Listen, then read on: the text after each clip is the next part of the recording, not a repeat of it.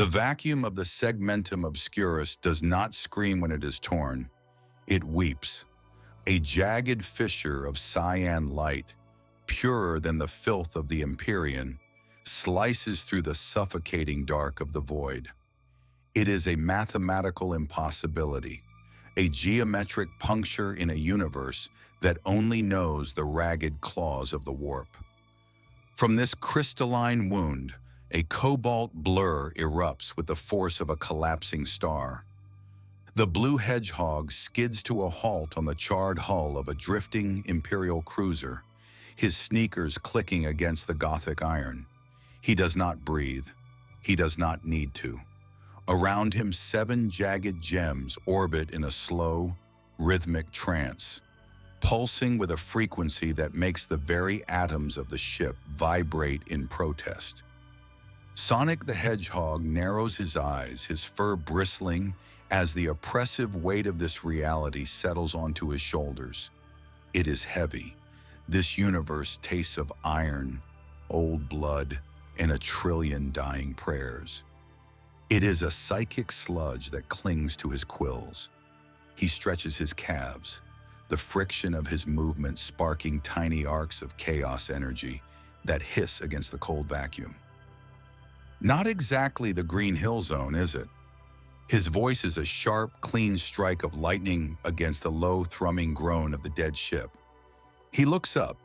Above him, the Eye of Terror stares back, a swirling, cancerous ulcer of purple and bruised gold. To any other soul, the sight would induce immediate madness, a liquefaction of the ego. To the hedgehog who has run to the end of time and back, it is simply a messy obstacle. 300 light-years away, on the jagged fringe of the Ultima Segmentum, a different kind of infection begins. A massive, egg-shaped citadel of chrome and polished brass shudders into existence above a hive world. It does not transition through the warp. It simply replaces the space it occupies. Dr. Ivo Eggman, Robotnik, stands on his command deck, his reflection warped in the glass of his monitors. He adjusts his tinted pince-nez, the twin red lenses glowing with a cold, predatory intellect. Computer, Eggman's voice is a baritone rasp, devoid of the frantic edge it often carries. Here, in the face of a galaxy-wide scrap heap, he feels a strange, dark sense of homecoming. Scan the local psychic architecture. I want the coordinates of those emerald fragments. And prepare the roboticizer. This Imperium seems to have a pathetic reliance on meat. We shall correct that. Behind him, a legion of badniks, re-engineered with the brutalist aesthetics of this new reality, clank into formation. Their optics are no longer friendly blue.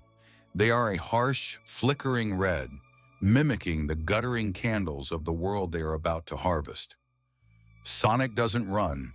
He deletes the distance between 2 points. He kicks off from the Imperial cruiser. The metal under his feet doesn't just bend, it liquefies, turning to slag from the sheer kinetic output of his first step. In the vacuum, there is no sound, but the visual distortion is absolute. He becomes a streak of sapphire light that ignores the laws of inertia. One of the 7 Chaos Emeralds, the green one, flashes. Chaos Control. The universe stutters. A squadron of Chaos Interceptors, jagged and spiked like predatory insects, are closing in on the anomaly. From their perspective, the blue target simply ceases to exist.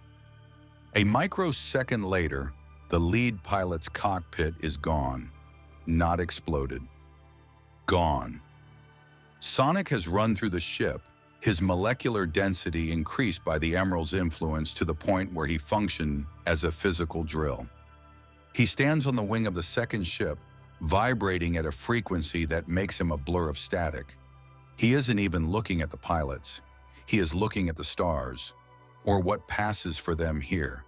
He can feel them. 7 massive signatures, not his emeralds. Those are circling him like loyal hounds. These are the master emerald fragments, scattered like seeds into a field of thorns. "One down," Sonic mumbles, his fingers twitching. "Way too many to go." On the Hive World of Orestes, the rebellion against physics is less elegant. Eggman's egg fleet descends through the smog-choked atmosphere. A wing of Imperial Valkyries rises to meet them, their pilots screaming litanies of hate. Eggman doesn't bother with return fire. He activates the Genesis Wave Dampener. As the red beam sweeps across the sky, the laws of the host universe are momentarily rewritten. The promethium in the Imperial engines ceases to be flammable. The oxygen in the pilot's lungs turns to inert neon. The Valkyries don't crash. They simply stop functioning as machines, falling like dead stones. Eggman watches the feed, a cruel smirk tugging at his mustache. Such primitive combustion. You worship the machine, but you have no idea how to make it sing. He presses a button.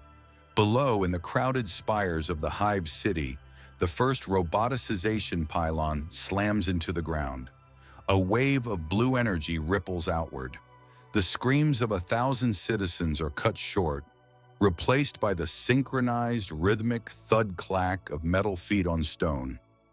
The Eggman Empire has arrived, and it is much, much faster than the Inquisition. The screams of Hive Orestes are not silenced by death, but by the rhythmic, hydraulic hiss of the roboticizer. Blue light, cold as an Arctic gale, sweeps through the crowded hab blocks. It does not burn the flesh, it reorganizes it. Atoms of carbon and calcium are forcibly traded for gleaming chrome and carbon fiber polymers. A mother reaching for her child finds her hand hardening into a three-pronged pneumatic claw. The child's cry is truncated by the installation of a digital vocal synthesizer. Above the Capitol spire, Dr. Eggman stands on the observation deck of the egg carrier, watching the transformation through a holographic tactical overlay. Thousands of icons flicker from red, biological, to blue optimized. Efficiency, Eggman muses, his gloved fingers tapping a rhythmic beat against his control console. It's a simple concept, really. The Imperium spends 10,000 years praying to a machine they don't understand. I simply become the answer to their prayers. He leans forward, his glasses reflecting the cobalt glow of the planet below. But why stop at the surface? My sensors are picking up a unique mineral signature beneath the substrata. Something ancient. Something dense. The final scream of the Hive governor is silenced by the sudden, sharp click of a metal jaw, a sound that resonates deep into the planetary crust, vibrating through a sarcophagus that has not felt a tremor in 60 million years. In the dark beneath the hive, green light flickers. It is a sickly, radioactive emerald, a violent contrast to the clean, sapphire aura of the Eggman Empire. A silver hand, etched with hieroglyphs of a forgotten language, punches through a wall of solid adamantium. Then another. The Necron warriors of the Sautech dynasty do not run. They march with the inexorable patience of entropy. Their optics, void black pits containing a single green spark, analyze the blue rust infecting their tomb world surface. Back on the egg carrier, a proximity alarm blares, a low, discordant honk that interrupts Eggman's self-congratulatory humming. Intruders? In my new capital? Eggman spins his chair, his mustache bristling. Orbot, Qubit, display the feed. The screen flickers to life. A squad of egg pawns recently converted from local PDF soldiers is being dismantled. It is not a battle, it is a clinical deconstruction. A volley of green flare beams hits the front line. The egg pawns don't explode.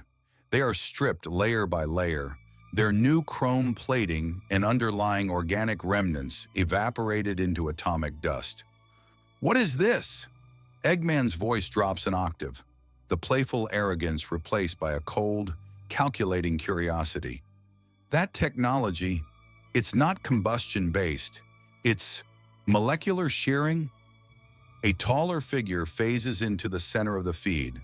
An overlord draped in a tattered cloak of living metal raises a tachyon arrow.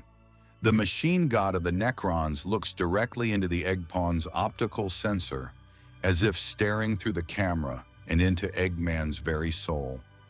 Vermin, the overlord's voice vibrates through the egg carrier's audio receptors, a sound like grinding stones. You dare coat this world in your infantile trinkets? You mimic the necrodermis with paint? Eggman scoffs, slapping the communicate button. Trinkets? My dear skeletal friend, I am an innovator. I've done more for this planet's evolution in 20 minutes than you've done in eons of napping. Now be a good fossil and tell me, where is the Master Emerald fragment you're sitting on? The Overlord tilts its head. The shard of the Great Pulse? It is the heart of our resurrection chamber. You shall not touch it, lesser being. You are but a momentary flicker of biological ego. We are the silence that follows. Silence is boring, Eggman retorts. I prefer the sound of a factory. He slams his fist onto a red lever. Deploy the Metal Sonic prototype. Let's see how immortal these toasters really are. As the first wave of Metal Sonic drones hits the Necron phalanx, the ideological divide becomes a physical catastrophe. The Necrons fight for the preservation of a dead past, a static eternity where nothing changes. Eggman fights for a frenetic, sterilized future where everything is a tool for his will. One is the silence of the grave. The other is the roar of the assembly line. On the surface, a Metal Sonic unit, a sleek aerodynamic engine of destruction, clashes with a Necron Lich Guard. The Lich Guard's hyperphase sword cuts through the air, but the Metal Sonic unit doesn't parry. It calculates the swing, accelerates its internal turbine, and vibrates its chassis so fast the sword passes through it like a ghost. Data collected. The Metal Sonic drones pulse in unison. Eggman watches, fascinated. He notices that the Necrons don't use the warp. Their power is grounded in the fundamental manipulation of the physical universe, just like his. Orbot, Eggman whispers, his eyes wide. Scan their metallurgical composition. If I can roboticize their living metal, if I can combine my AI with their self-repairing hulls. Sir, Orbot chirps, the Necron Overlord is currently teleporting a monolith directly onto our primary landing pad. Should I be worried? Worried? Eggman laughs, a jagged manic sound. I'm going to take that floating pyramid apart and turn it into a juice bar. Suddenly, the egg carrier lurches. A massive, jagged spike of green energy tears through the hull. The Overlord has arrived in person. Your AI is a screaming child, the Overlord says, stepping onto the bridge as the air around him ionizes. Let us teach it the peace of the void. Eggman doesn't flinch. He reaches into his jacket and pulls out a small, pulsing device, a chaos energy siphon, powered by a stray wisp of Sonic's trail he captured during the arrival. You talk a lot for someone who doesn't breathe, Eggman snarls.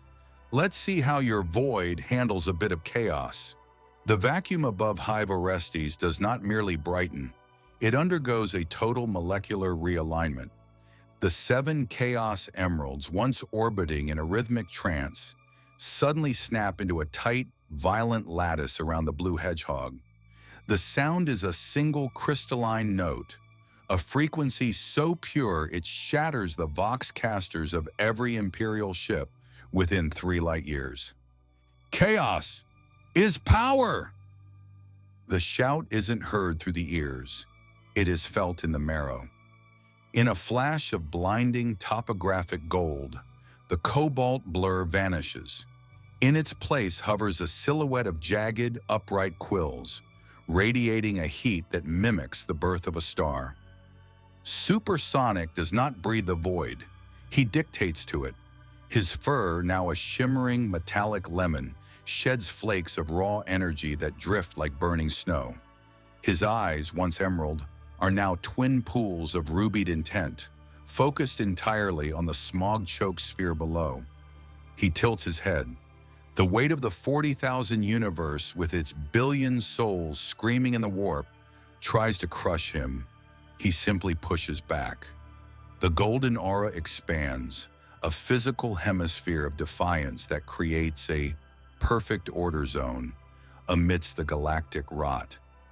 Then he moves. He does not fly. He translates his position across the x-axis of reality. One moment he is a speck against the stars. The next he is a golden spearhead piercing the ionosphere. The friction of the atmosphere doesn't burn him. It creates a prismatic wake that turns the sky of Arrastes from bruised purple to a terrifying, hopeful azure. On the bridge of the egg carrier, the Necron Overlord's hand freezes an inch from Eggman's throat. Every monitor on the deck suddenly bleeds gold. The static of the Hive World's VoxNet is replaced by a rhythmic, heavy metal thrum that vibrates the deck plates. "Oh, you've got to be kidding me," Eggman snarls, though a manic grin splits his face. He shoves a holographic window aside, revealing the orbital feed. A golden comet is descending directly toward the capital spire. He's early, and he's cranky. Eggman slams a sequence of keys on his master console. A localized digital rift opens beside him. From the shimmering binary code, a small, pale figure emerges. She is draped in a digital shroud of flickering red and black pixels. Sage. Her eyes are analytical, cold, yet filled with a terrifying, simulated devotion. "Father," Sage's voice is a layered synthesis, sounding like 1,000 whispered prayers processed through a high-end combat computer. The anomaly is traveling at Mach 20 and accelerating. His energy signature is immeasurable. The local Necron subroutines are failing in his presence. "Don't just give me a weather report, Sage," Eggman bellows, his eyes darting to the Necron Overlord, who is now looking at the ceiling with genuine, mechanical dread. "Initiate the final protocol. Call it all down. If he wants a fight, I'll give him a war that would make these god emperors weep." Sage bows her head. Her fingers trace a line in the air, and a command signal, encrypted in a language that ignores the laws of the machine spirit, blasts into the upper orbit. "Commencing displacement of the Death Egg Mark 10, Sage whispers, activating the Metal Virus uplink, deploying Metal Sonic." Outside the egg carrier, the very sky begins to groan. A massive spherical shadow begins to eclipse the golden light of Sonic's descent. It is not a ship. It is a moon-sized fortress of spite. The Death Egg phases into reality, its surface a bristling forest of turbo lasers and gravity wells. It displaces so much mass that the tides of the planet below instantly shift, causing massive tsunamis in the distant chemical oceans. From the ventral hangar of the Death Egg, a single streak of cobalt chrome ignites. Metal Sonic drops like a stone, his jet engine chest roaring with a sound that mimics a dying god. He is the dark reflection, the silent executioner, his red optics locked onto the golden light approaching from the opposite direction. Below them, the Hive World is a meat grinder. Necron monoliths rise to meet the Death Egg.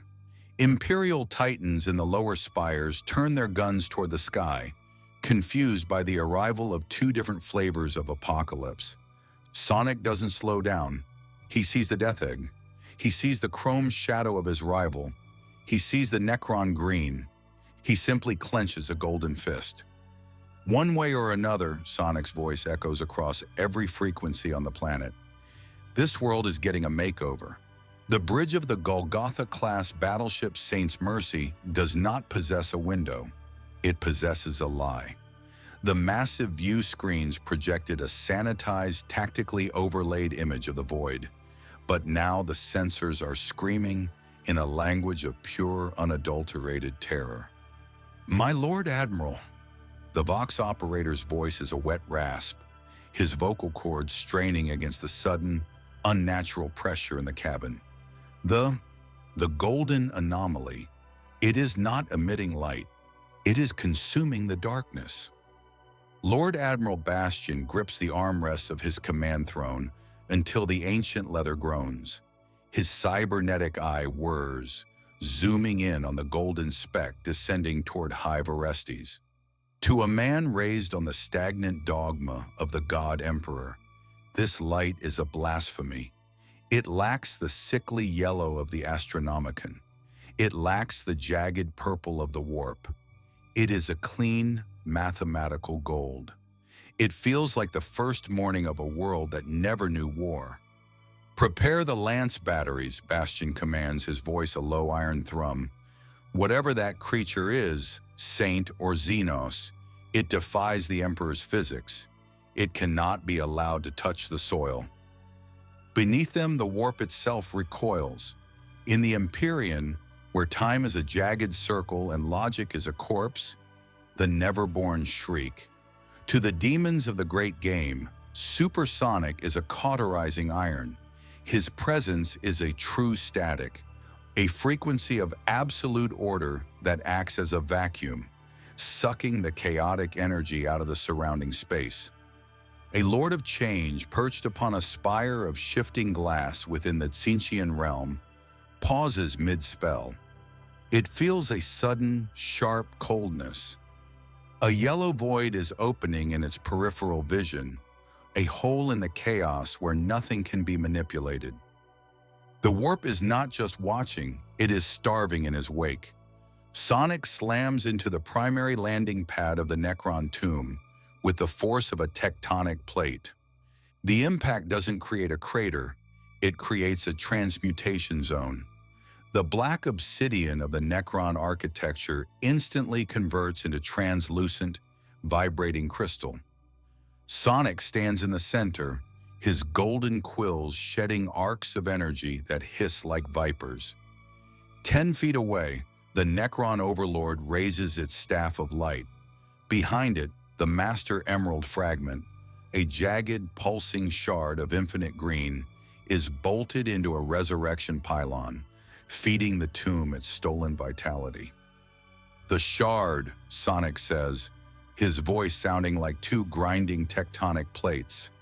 "Hand it over, and maybe I won't have to take this whole planet apart." "Bolts of the void," the Overlord bellows and the pylon fires. The green beam is a concentrated stream of antimatter designed to unmake the very concept of a molecule. Sonic doesn't move. He raises a single golden hand. The beam hits his palm and bends. It curves around his body, redirected by the sheer gravitational warp of his superstate, and strikes a squad of advancing Lich Guards, vaporizing them instantly. "My turn," Sonic whispers. He becomes a blur of gold on green. He isn't hitting the Necrons, he is passing through them. Each time his golden aura brushes a Necron warrior, the living metal of their bodies undergoes a rapid, entropic decay. Their self-repair subroutines try to fix the damage, but the chaos energy introduces randomized logic, causing their limbs to turn into liquid mercury or burst into harmless petals. Suddenly, a red and blue streak intercepts him mid-flight. Metal Sonic slams into Sonic's chest, his chest turbine roaring at 50,000 revolutions per minute.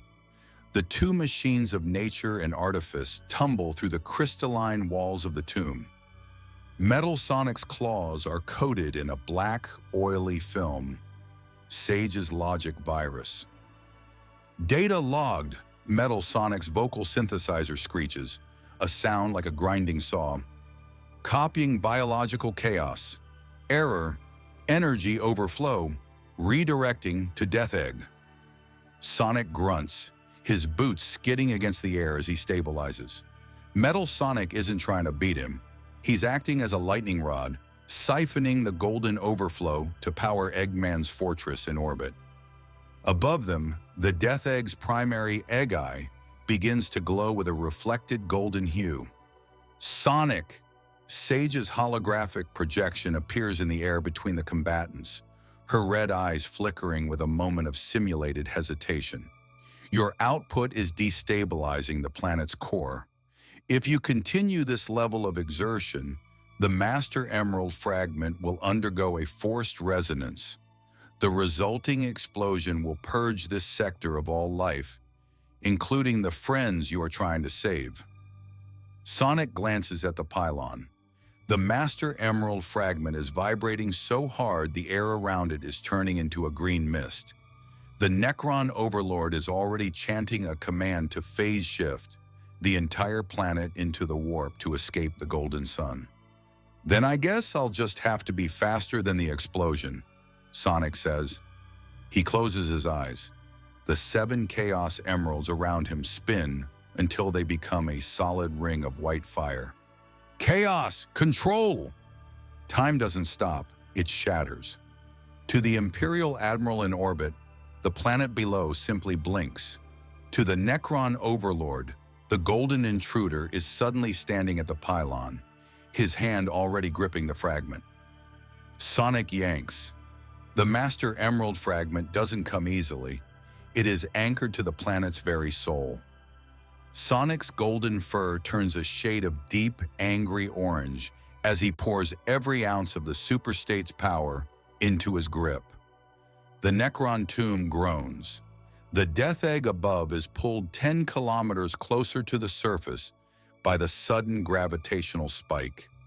With a sound like a universe cracking in half, the fragment breaks free. The green pulse that follows is absolute. It washes over the Hive, temporarily disabling every electronic device, every Necron spark, and every Imperial Voxcaster. Sonic stands amidst the wreckage, the green shard held high. His golden glow is flickering, his quills slowly returning to their cobalt hue as the emerald's energy begins to bleed out into the planet's atmosphere. He is exhausted, his lungs burning from the ozone-heavy air, but he is smiling. Got it, he mumbles before collapsing into a kneeling position. High above, the Death Egg remains, its red eye staring down at the darkened world, waiting for the golden light to fully fail. The Underhive of Orestes is a cathedral of rust, a subterranean labyrinth where the air tastes of ancient ozone and the despair of 1 trillion forgotten workers. Deep within the sump level 09, far below the reach of the Death Egg's orbital sensors and the Necron's cold logic, a flickering bioluminescent fungus provides the only light. Sonic the Hedgehog sits on the rusted remains of a Lehman Russ tank, his shoulders slumped. His fur, usually a vibrant, defiant cobalt, is matted with gray soot and flecked with the dried silver ichor of Necron warriors.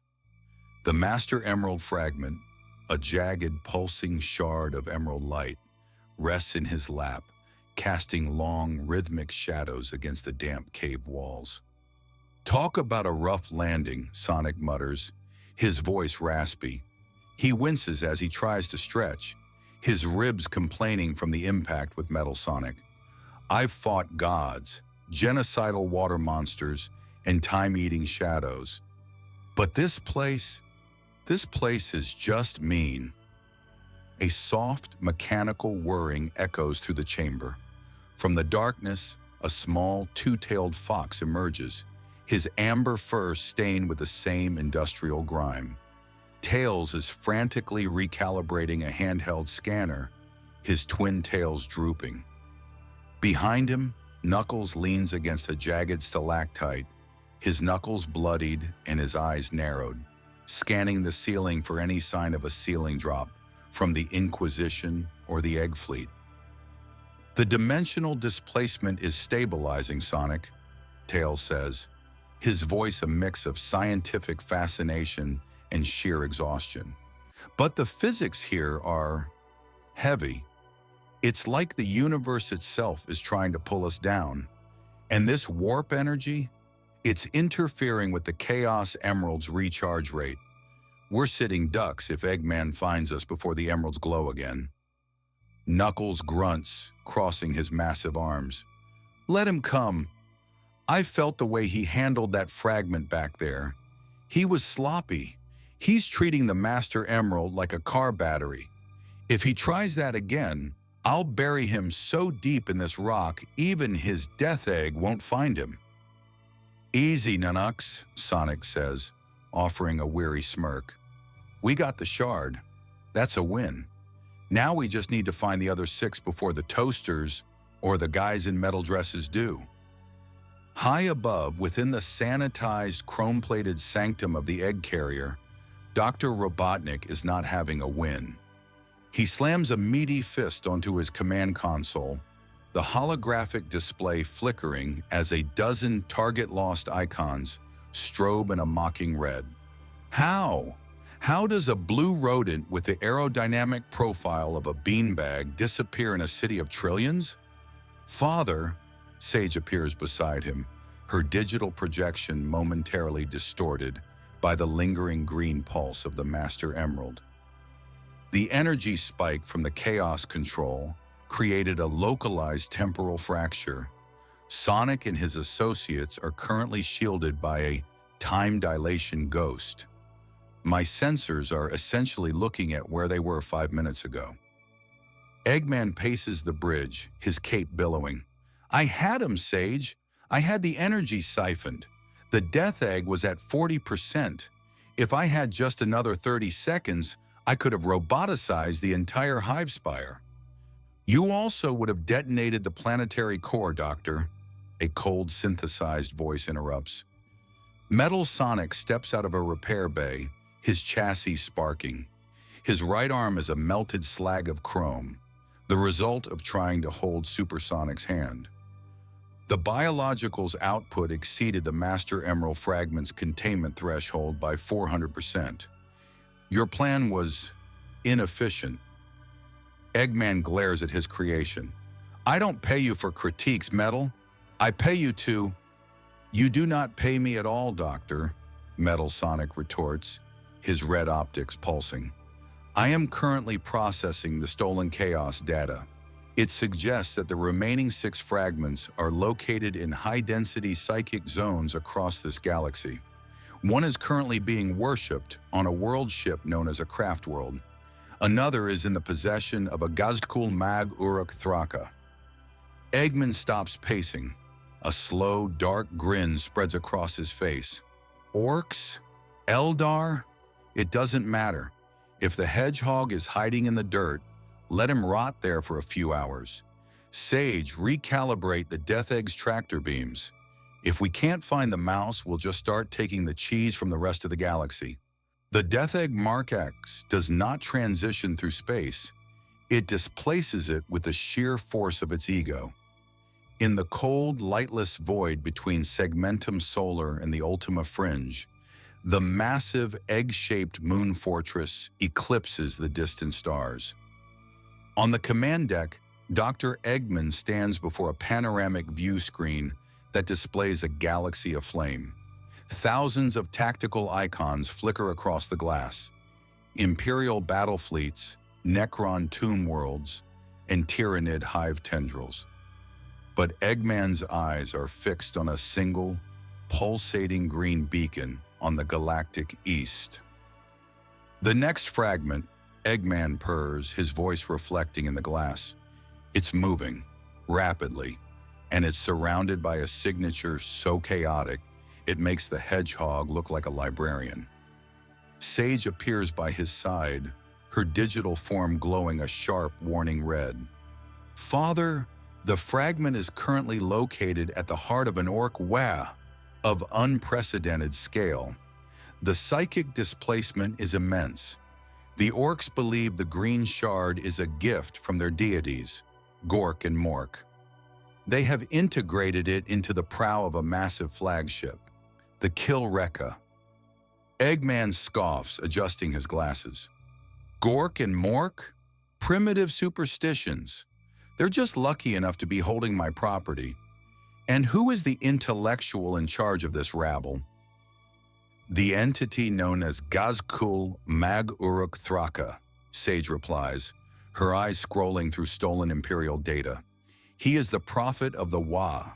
He has survived decapitation, orbital bombardment, and the vacuum of space. His tactical acumen defies typical orc behavior. He's a big gorilla with a metal head, Sage. I've been fighting a super-powered rat for decades. I think I can handle a fungus with a loud voice. Eggman slams a button on his throne. Metal Sonic! Report! The door to the bridge hisses open. Metal Sonic glides in, his chassis now reinforced with black antimatter plating scavenged from the Necron tomb. His red optics are focused, his internal processor humming at a frequency that mimics the Master Emerald's resonance. The biologicals are converging. Metal Sonic's voice is a cold digital rasp. Sonic and the Echidna are trailing the orc fleet via a stolen Imperial frigate. They seek the fragment. I have analyzed the orc shielding. It is illogical, powered by collective belief rather than physics. I recommend a kinetic overload. Eggman grins, his mustache twitching with excitement. A kinetic overload? No, Metal. That's too simple. If they want to play with belief, let's give them something to believe in. He turns back to the screen as the Death Egg nears the edge of the orc territory. Thousands of rocks, hollowed-out asteroids filled with orcs, swarm the space like angry hornets. In the center sits the Kilrekka, a massive, jagged mountain of scrap metal and turbo cannons, with the Master Emerald fragment glowing like a baleful green eye on its prow. Sage, activate the Genesis Wave Transmitter, Eggman commands. We're not going to fight them. We're going to recode them. If they think red ones go faster, let's see what they think when I turn their entire fleet into a synchronized Eggman-branded assembly line. The Death Egg's primary lens begins to glow with a terrifying, rhythmic pink light. Let's go hunting for a prophet, Eggman laughs, the sound echoing through the sterile halls of the fortress. And Sage, make sure Metal Sonic is ready. I want Gazkul's head on my desk by dinner. At this precise moment, the viewer's thumb hovers exactly 2 millimeters above the screen. To the untrained eye, this is mere hesitation. However, on a neurological level, a violent conflict is taking place within the prefrontal cortex. The viewer is currently processing the auditory data stream, a synthetic voice so optimized for narrative delivery that it bypasses standard skepticism and stimulates the imagination directly. The dopamine receptors are firing. The immersion is absolute. Yet a fatal error in logic is about to occur. The viewer operates under the assumption that the algorithm will naturally return them to this channel. This is a statistical miscalculation. Without the tactile confirmation of the subscribe function, the probability of retrieving this specific narrative frequency drops by 84.7% within the next 48 hours. The creator, dependent on this metric to fuel the AI generation engine, waits in a state of suspended anticipation. There are 2 distinct timelines ahead. In the first, the viewer scrolls away. The story ends here, lost to the entropic chaos of the feed. In the second, the viewer exerts a mere 0.5 newtons of force. The connection is solidified. The production of future chapters is guaranteed. The choice is not merely about support. It is a tactical decision to ensure the survival of the story itself. Do not hesitate. Correct the timeline. Subscribe. Back to the story. The vacuum of the Ultima Segmentum does not carry sound, But the Killrekka screams in the psychic tongue of a billion orcs. It is a jagged, ugly mountain of void iron, held together by nothing but rusted rivets and the collective, reality-warping delusion of the greenskin race. At its prow, the Master Emerald fragment is lashed to a massive power claw with glowing power cables. It pulses with a rhythmic, sea-green light, acting as a warp beacon that burns with a predatory hunger. A silver streak, silent and absolute, punches through the Killrekka's primary hangar shield. Metal Sonic does not decelerate. He uses his chest turbine to create a localized vacuum thrust, slamming through 3 layers of reinforced scrap plate before skidding to a halt in the center of the boss deck. The floor is littered with spent shell casings, gnawed squig bones, and the heavy copper scent of orc musk. From the shadows of the massive command throne, a seat made from the recycled hulls of 3 Imperial Knights, a mountain of green muscle and hydraulic pistons rises. Gazakul Mag Uruk Thraka does not look surprised. His massive cybernetic jaw, the adamantium snapper, glints in the green light of the emerald. He looms 4 times the height of the cobalt machine, his mega armor hissing with escaping steam. "Ye is a shiny one," Gazkul rumbles, his voice a tectonic grind that vibrates Metal Sonic's internal gyros. "Gork says ye look like a target. Mork says ye look like a scrap heap." Analysis complete, Metal Sonic's vocal processor chirps, a cold melodic contrast to the warlord's roar. Biological anomaly detected. Probability of survival, 0.03%. Initiating neural deletion protocol. Metal Sonic vanishes. He is not just fast, he is a glitch in the frame rate of reality. He appears behind Gazakul, his palm glowing with a concentrated black antimatter pulse. He strikes the warlord's power pack, intending to trigger a total cooling failure. The air cracks.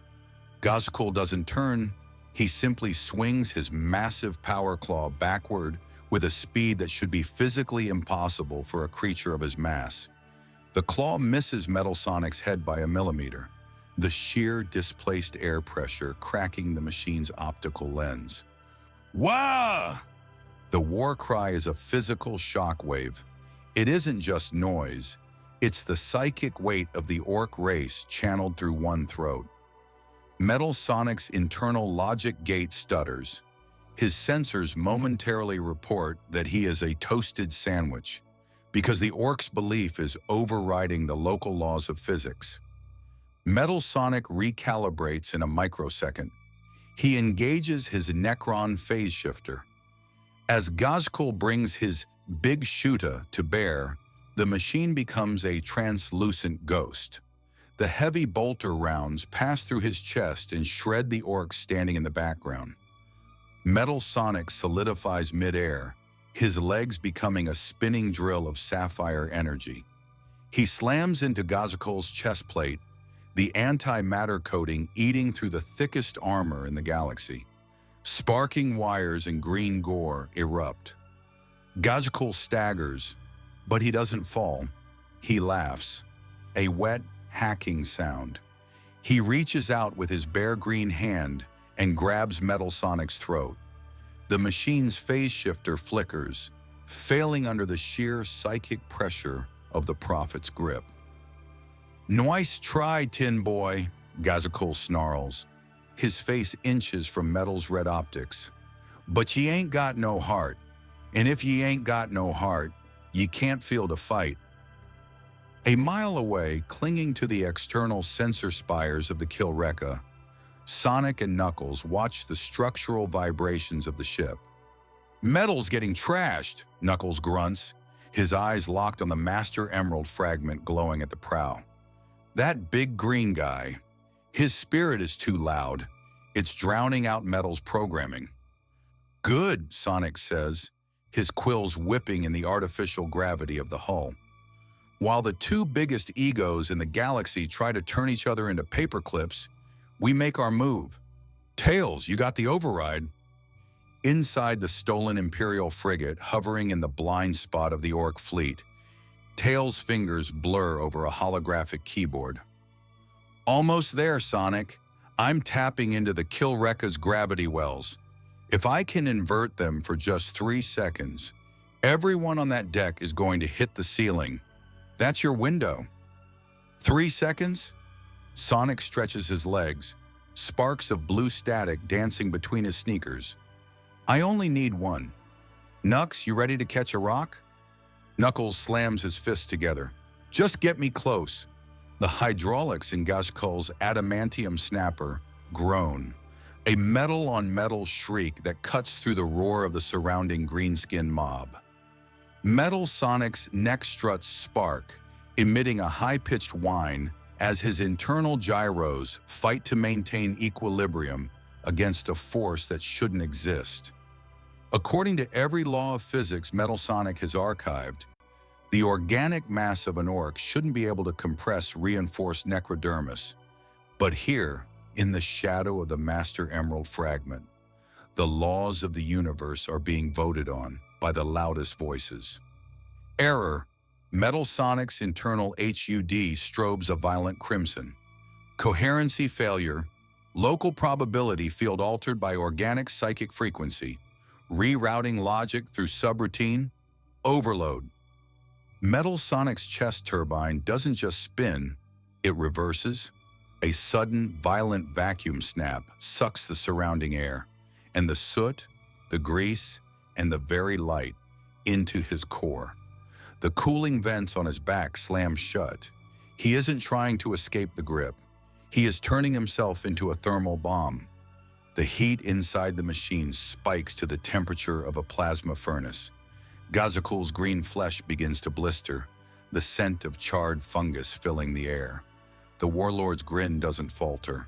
He simply squeezes harder, his massive, scarred biceps bulging until the metal of his own mega armor begins to buckle under the strain of his effort. That's it! Gazakul roars, his spittle sizzling against Metal Sonic's visor.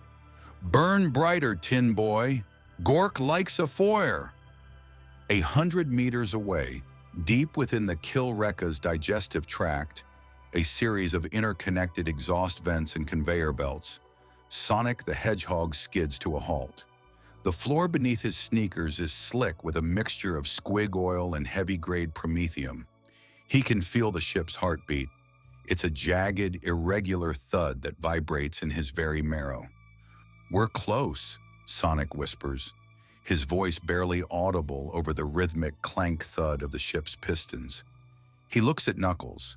The echidna's eyes are closed, his head tilted as if listening to a distant melody.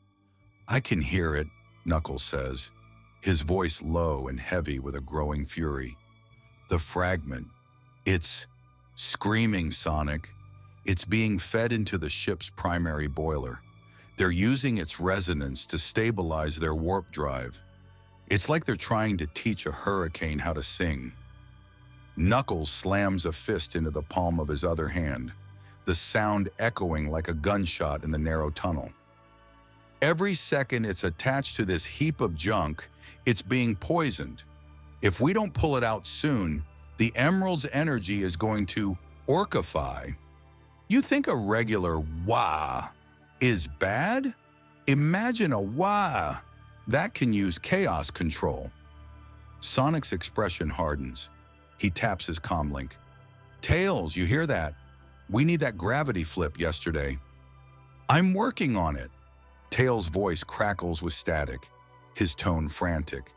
But Sonic, the ship's machine spirit, if you can even call it that, is absolute nonsense.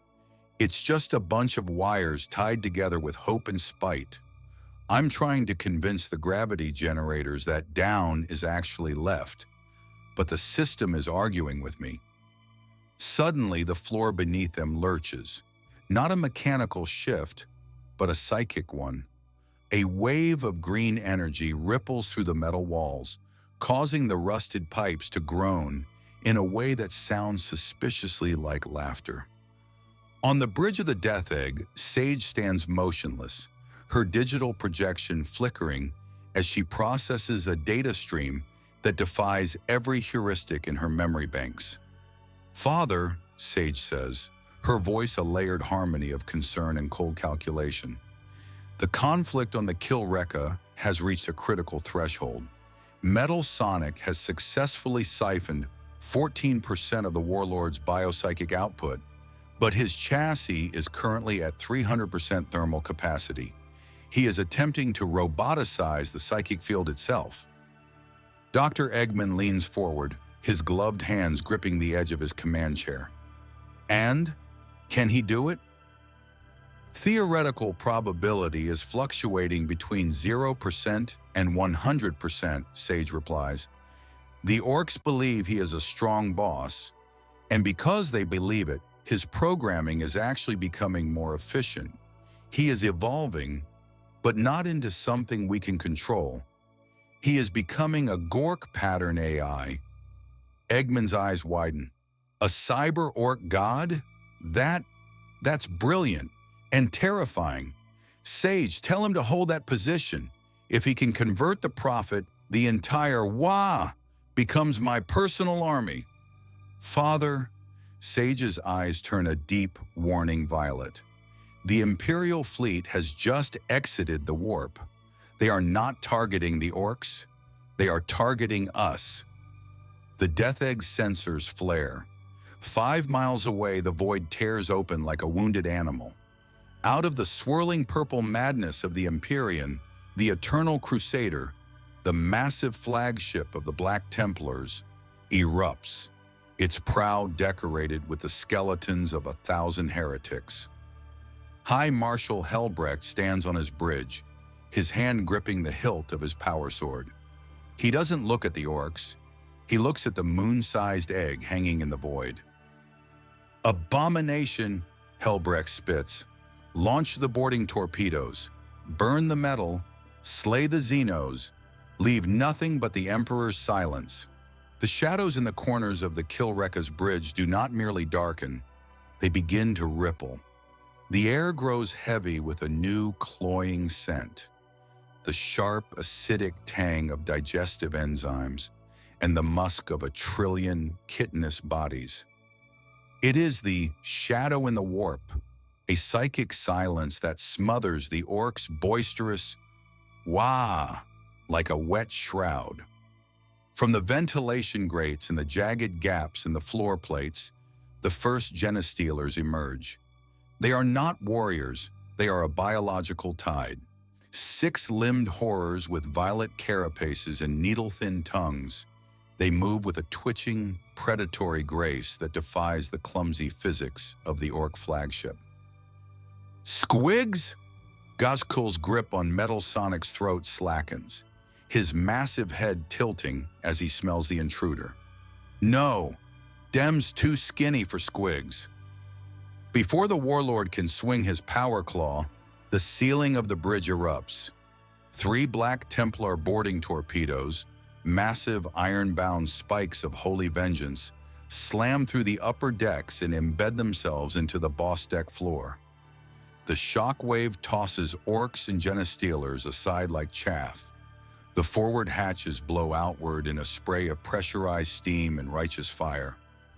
High Marshal Helbrecht steps onto the blood-slicked metal, his gold-etched power armor reflecting the flickering green glow of the Master Emerald fragment.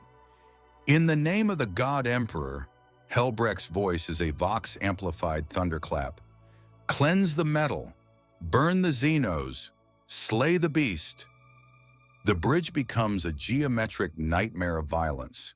Black Templars unleash torrents of promethium into the Tyrannid swarm. Orcs charge the beakies with rusted axes. Genestealers leap from the rafters to tear at the seams of Space Marine power armor. Sonic the Hedgehog and Knuckles stand on a high gantry, looking down at the slaughterhouse. The Master Emerald fragment is less than 30 feet away, still lashed to the ship's primary boiler prow, pulsing with a desperate rhythmic light. It's now or never, Nux, Sonic says, his quills vibrating as he taps into the local friction. Metal Sonic, a cold digital command echoes from the Death Egg via Sage's uplink. Priority shift, protect the biologicals, secure the fragment. The Tyranids are consuming the logic base. Metal Sonic's internal temperature is still at a critical 4,000 degrees Celsius. He does not speak. He releases Gaskell and rotates his torso 180 degrees, his chest turbine emitting a white-hot jet of plasma that incinerates a dozen Genestealers attempting to swarm the warlord's back. Gaskell looks at the machine, then at the Black Templars, then at the Tyranids. A slow, terrifying grin spreads across his jaw. "Ye fights good for a clock," Gaskell rumbles at Metal Sonic. "We kills the bug boys first, den the shiny humans. Den, we see who's the best." The truce is unspoken, born of the raw necessity of survival. The Gork AI and the prophet of the Waaagh stand back to back. Metal Sonic provides the surgical precision of antimatter strikes. Gaskell provides the blunt force trauma of a living mountain. "Sonic, go!" Knuckles bellows. Sonic drops from the gantry. He becomes a golden blue needle threading a world of iron and blood. He runs across the shoulders of a Black Templar, uses the head of a Genestealer as a springboard, and skids through the legs of Gaskell Thraka. Time dilates. Sonic sees the fragment. He sees the heavy chains of orc iron binding it. He doesn't have the strength to break them in his base form. "Knuckles! Catch!" Sonic doesn't grab the fragment. He grabs the vibration of it. He vibrates his own molecules to match the emerald's frequency, creating a harmonic resonance that makes the orc chains brittle as glass. Knuckles slams into the deck beside him, his massive fists glowing with the red energy of his ancestors. "Galactica! Breaker!" The Echidna's punch doesn't just hit the chains, it shatters the very concept of the anchor. The Master Emerald fragment flies into the air, spinning like a green sun. "Tails, the warp jump! Now!" Sonic shouts, snatching the shard midair. A mile away, the stolen Imperial frigate, the Blue Cyclone, ignites its engines. Tails hasn't just hacked the gravity, he's used the Chaos Emeralds to grease the ship's Geller field. A localized rift opens in the center of the bridge. It's not the purple screaming maw of the warp. It's a clean cyan tunnel of chaos energy. "No!" Helbrecht screams, charging toward the hedgehog with his power sword raised. "Heresy! Give me that artifact!" Gaskell steps in the marshal's way, his power claw catching the blade in a shower of sparks. "He's me little blue squig. Beaky, get your own." Sonic, Knuckles, and a severely charred Metal Sonic, who teleports at the last millisecond, vanish into the cyan rift. The Killrekka groans as the portal collapses, taking a massive chunk of the bridge with it. The Tyranids shriek in frustration as their primary psychic beacon disappears. Helbrecht and Gaskell are left standing in the ruins, surrounded by a billion hungry bugs in the cold silence of the void. The hum of the Blue Cyclone is a discordant lullaby, a frantic marriage of Gothic engineering and subatomic rebellion. Inside the hijacked Imperial frigate, the air is thick, not with the incense of the ecclesiarchy, but with the sharp, clean ozone of the Chaos Emeralds fighting against the stagnant grease of the warp. The ship's Geller field, usually a shimmering veil of psychic protection, has been tuned by Tails. It no longer groans under the pressure of the Emprian. It sings a high-pitched, crystalline note that keeps the screaming entities of the void at a polite, terrified distance. Sonic the Hedgehog lies sprawled across a pallet of moth-eaten tactical maps in the observation bay. His breathing is shallow, rhythmic, timed to the slow, emerald pulse of the two fragments resting in a lead-lined crate beside him. The cobalt of his quills is muted, coated in a fine layer of iron filings and dried orc gore. Every muscle fibers in his legs twitches with a phantom kinetic energy. The speed force of his home universe struggling to find its footing in a reality where gravity feels like a personal insult. He isn't sleeping. He is listening. He hears the ship's hull complaining, the distant clatter of Tails' wrenches, and the low guttural vibration of Knuckles' meditation. "Too quiet," Sonic whispers, his voice barely a scratch against the silence. "This world, it doesn't want us here. It's trying to eat our momentum." He reaches out, his gloved fingers hovering over the Master Emerald fragments. They don't just glow, they yearn. They are pieces of a shattered god trying to remember its shape, and in their presence, Sonic feels a terrifying clarity. He sees the galaxy not as a map, but as a series of pressure points. 7 fragments, 7 wounds. He feels the third one now, a distant, fading heartbeat muffled by the psychic collective of billions of Eldar souls. In the center of the cargo hold, Knuckles the Echidna stands like a statue carved from red stone. He does not sit. He does not rest. His eyes are closed, but his mind is anchored to the 2 green shards.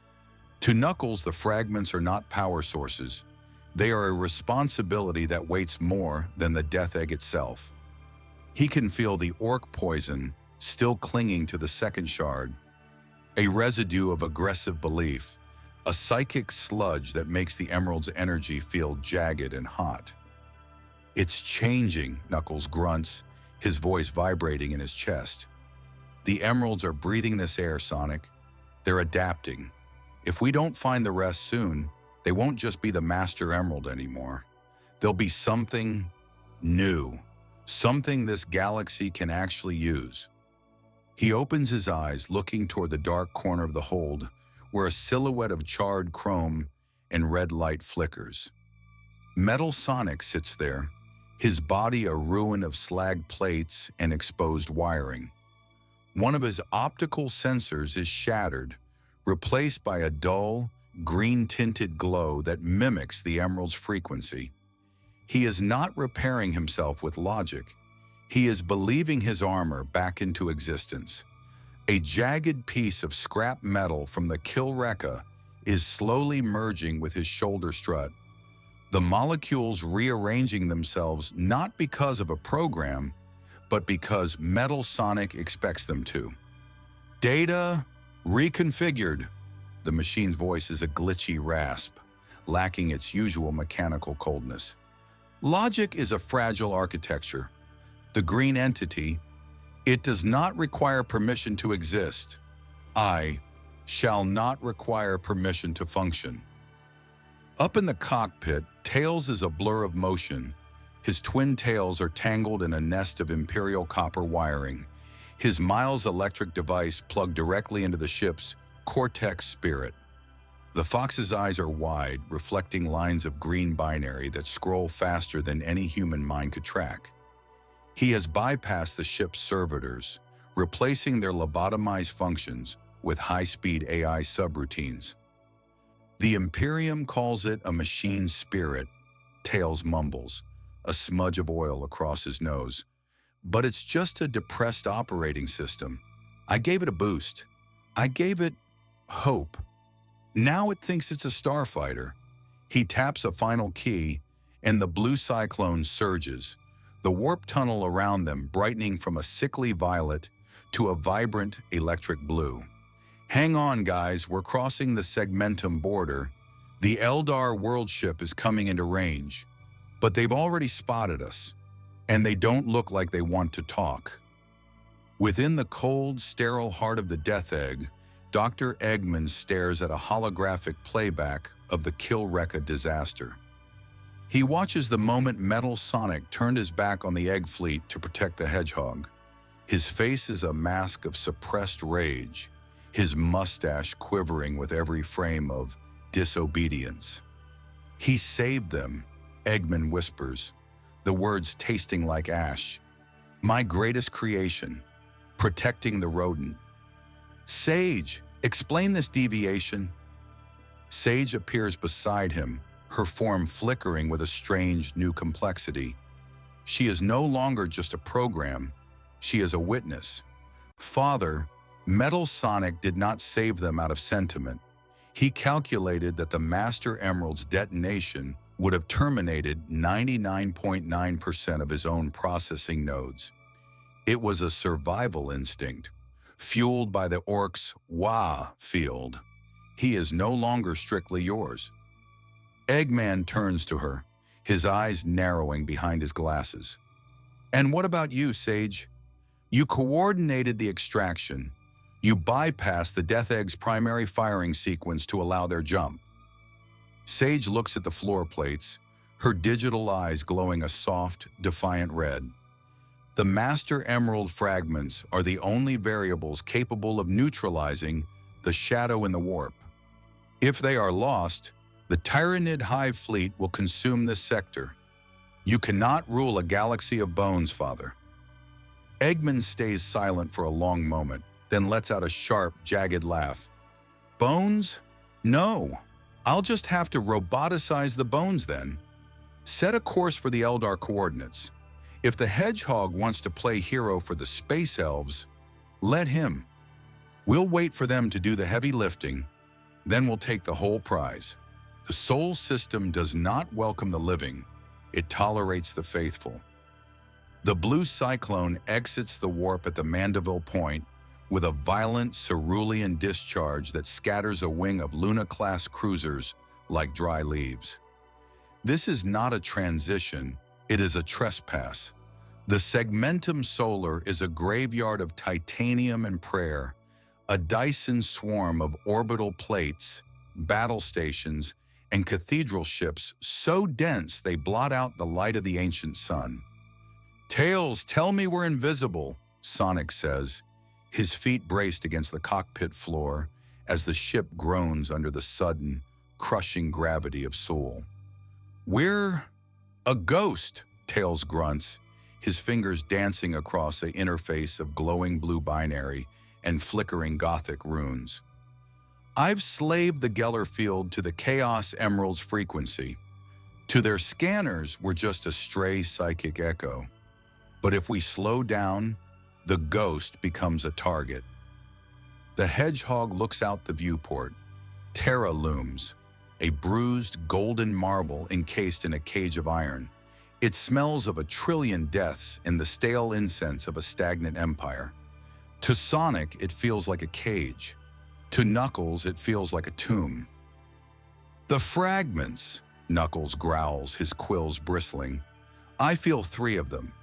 They're grouped like a constellation, one in the red dust of the machine world, one in a fortress of secrets hanging above the palace, and the last, he pauses, his eyes widening. The last is inside the great palace itself, right at the heart of the scream. The blue cyclone dives. It ignores the docking protocols of the Iron Ring. It bypasses the voxhails of the Battlefleet Solar. It is a needle of blue fire threading the eye of 1,000,000 cannons. Target Alpha. Mars. Metal Sonic's voice vibrates through the ship's hull. He is no longer sitting in the corner. He stands behind Tails, his chassis now etched with jagged, white-hot Gork glyphs that pulse with a sickening green light. The machine men possess the eye of the Omnissiah. It is the 3rd fragment. I shall loot it. The frigate skims the surface of the red planet, the heat shielding screaming as it friction burns through the silicate atmosphere. Sonic doesn't wait for a landing. The airlock blows. He is a sapphire streak against the rust-red sky. He doesn't fall. He accelerates toward the vault of the singularity.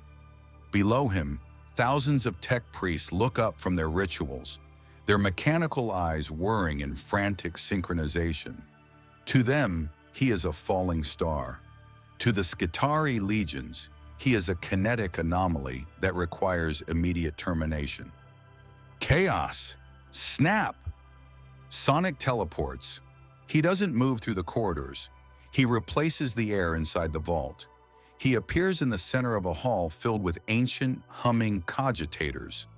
In the center, suspended in a stasis field of flickering gold, sits the third fragment. It is being fed into a massive, brass-bound machine, a logic engine designed to predict the movement of the Tyranid fleets. Sonic's hand closes around the stasis field. "Sorry, gearheads," Sonic snarls, his fur beginning to spark with a pre-super state. "I need this more than your calculator does." He doesn't disable the field. He vibrates his hand at a frequency that matches the stasis lattice, reaching through the golden light to grab the shard. The moment his fur touches the emerald, the machine world of Mars let out a digital scream. Every servitor on the planet freezes. Every cogitator bleeds binary. The scream to the fortress.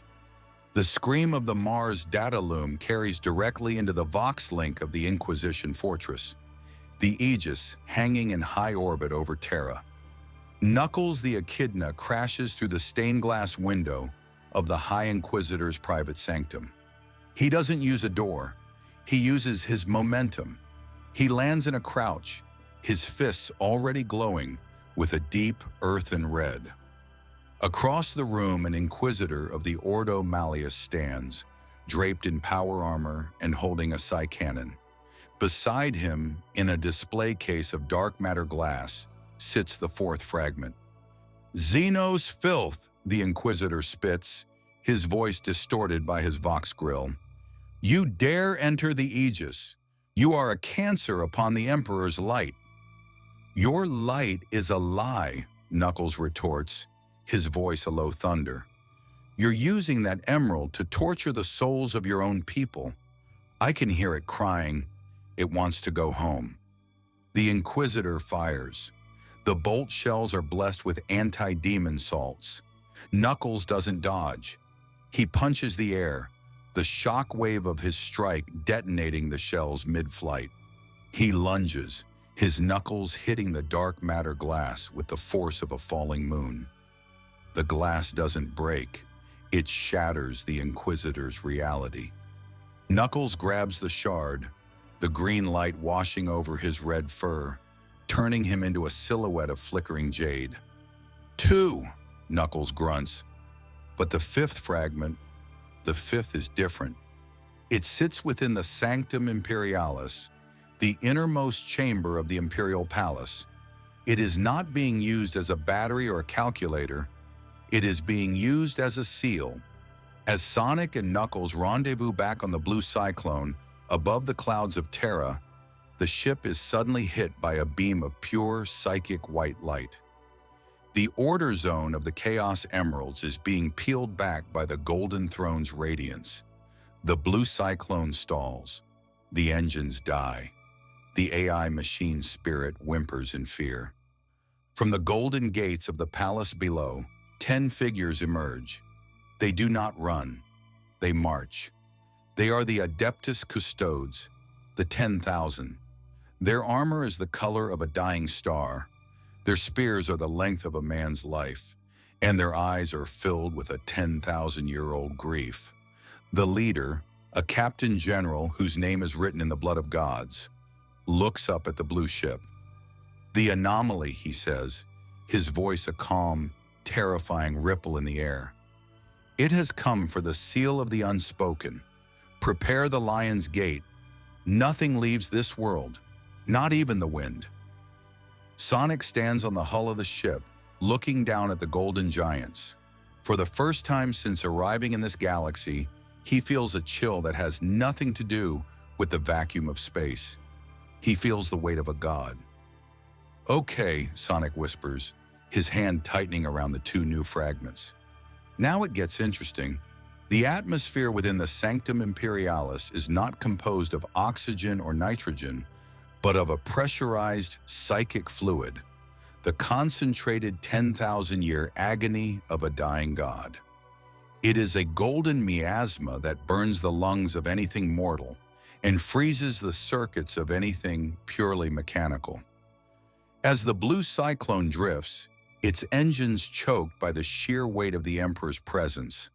The very air begins to hum with the frequency of 1 billion screaming souls.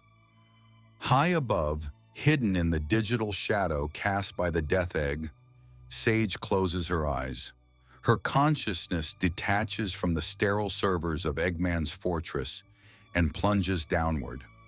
She does not move through the air.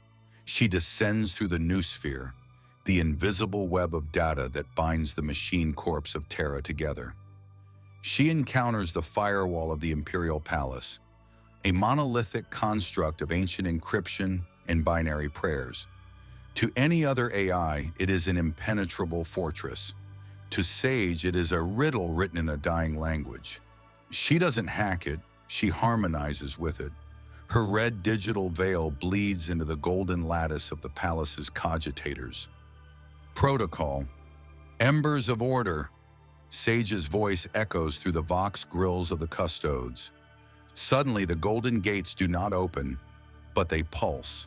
Sage has found the failing heartbeat of the Golden Throne's cooling systems, a trillion-ton machine that has been dying for millennia. She injects a spark of chaos energy, harvested from Sonic's wake, directly into the throne's logic array. For a microsecond, the scream of the warp gate beneath the palace is muffled. The psychic pressure that was crushing the blue cyclone vanishes, replaced by a terrifying, absolute silence. On the hull of the ship, Sonic gasps, his lungs finally pulling in air that doesn't feel like molten lead. He looks down. The Captain General has frozen, his guardian spear lowered as his internal HUD flickers with Sage's red sigils. "Now, Sonic!" Sage's voice rings inside the hedgehog's mind, strained and echoing. "I have created a logic loop in their focus. You have 3 seconds before the Emperor's will reasserts itself. Run." Sonic doesn't need 3 seconds. He becomes a golden blue needle, a blur that ignores the very concept of distance. He doesn't run down the stairs. He vibrates through the air, his sneakers leaving trails of sapphire fire on the ancient, dust-covered tiles of the Sanctum. He reaches the base of the Golden Throne, where the 5th Master Emerald fragment sits embedded in the chest of a weeping, marble gargoyle, the seal of the unspoken. As Sonic's hand reaches for the shard, the silence breaks. It is not a sound. It is an expansion of the soul. From the desiccated, light-shrouded husk atop the throne, a single eye, not of flesh, but of pure celestial fire, opens within the warp. The Emperor of Mankind does not move his physical body, but his mind, a supernova of psychic might, turns its full, terrifying attention toward the blue intruder. The world turns white.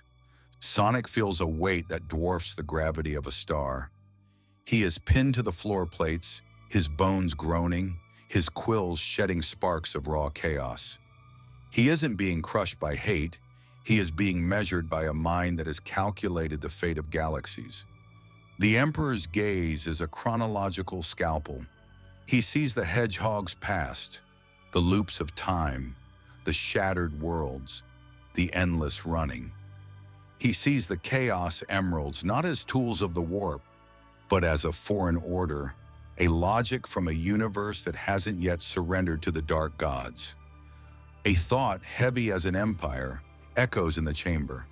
It is not spoken, but etched into the atoms of the room. Runner, you carry the frequency of a world without chains. Do not let it break. Take the shard. The seal is already dead. The psychic pressure doesn't just vanish, it propels him.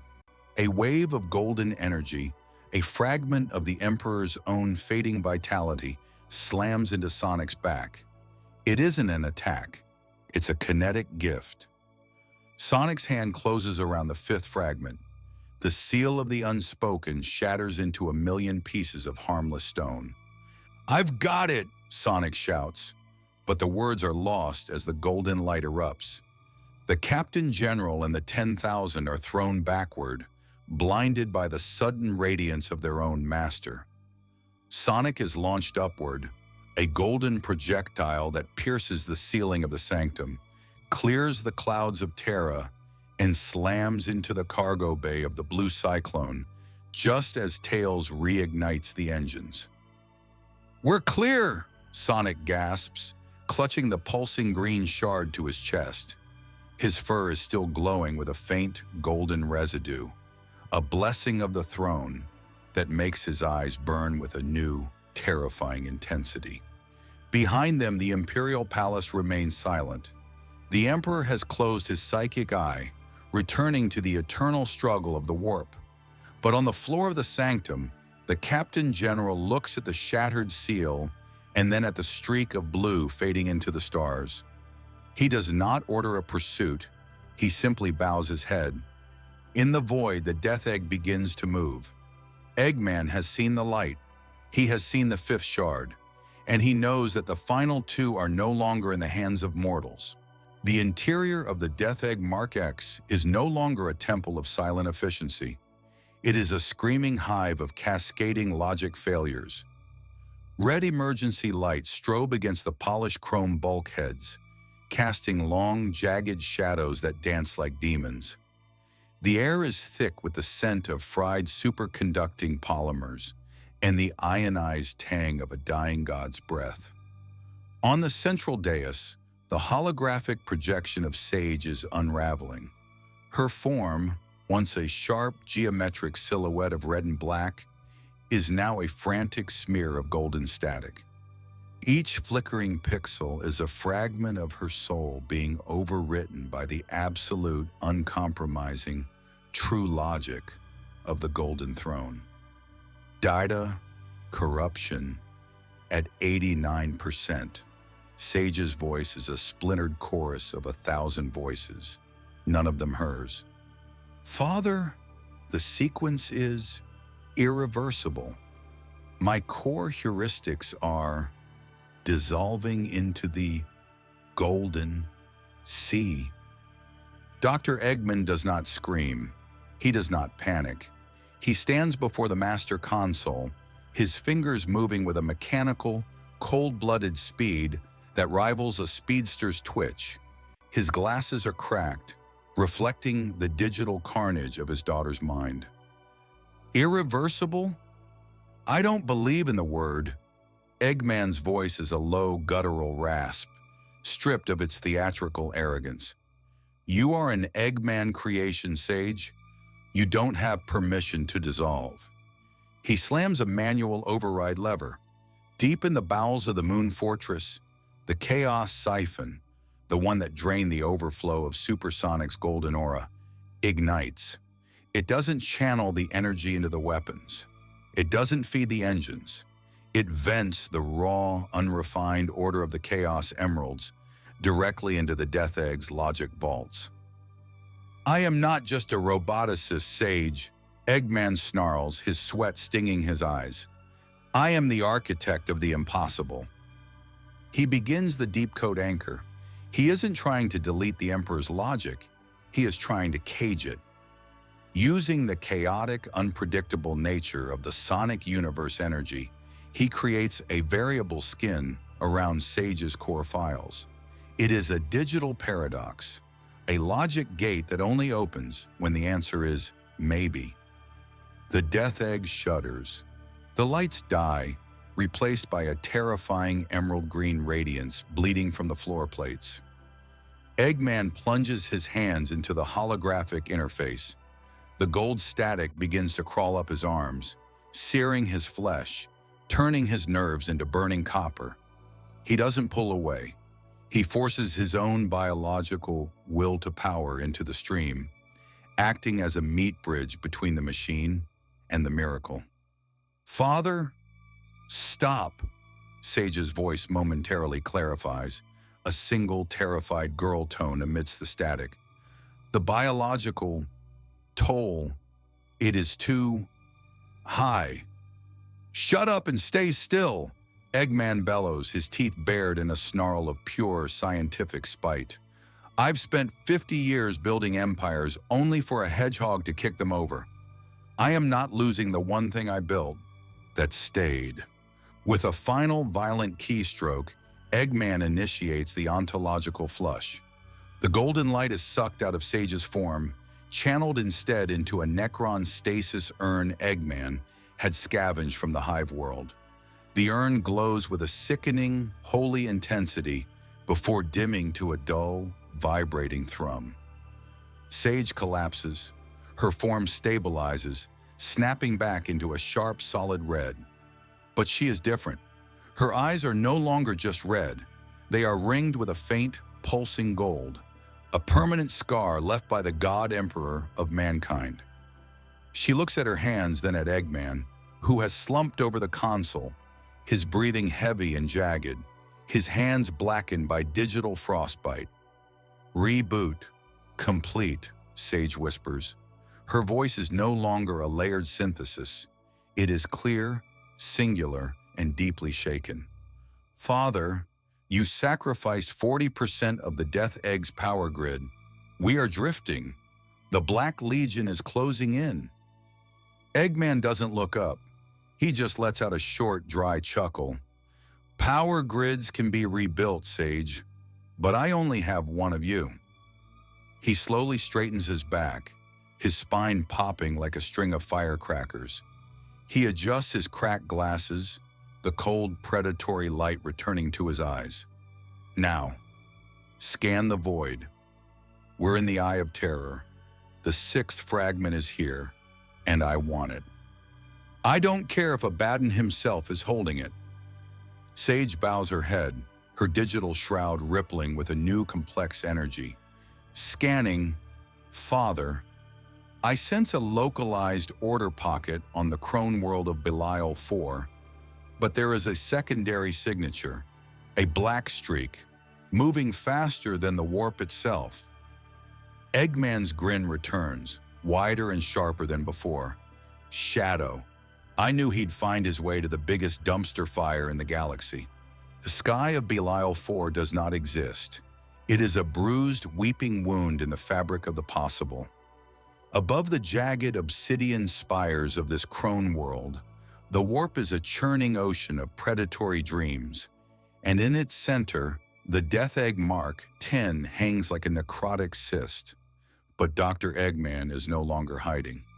Sage, initiate the apotheosis protocol.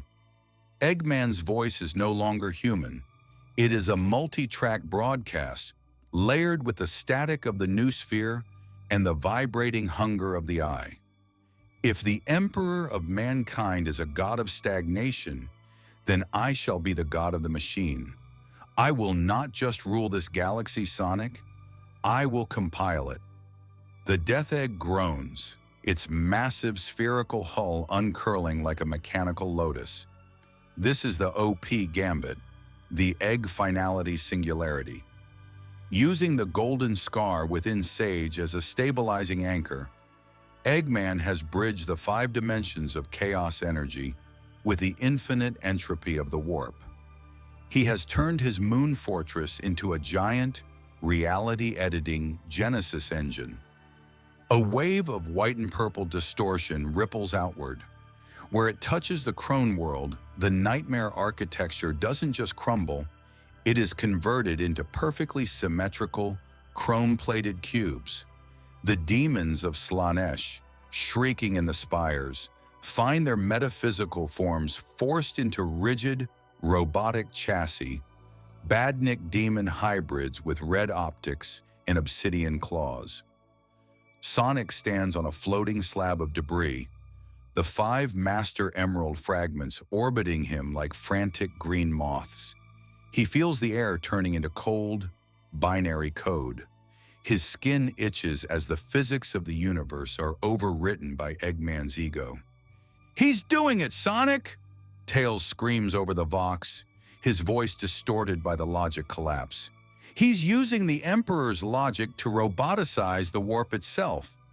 If he finishes that sweep, everything, the souls, the stars, the warp, it all becomes part of his OS.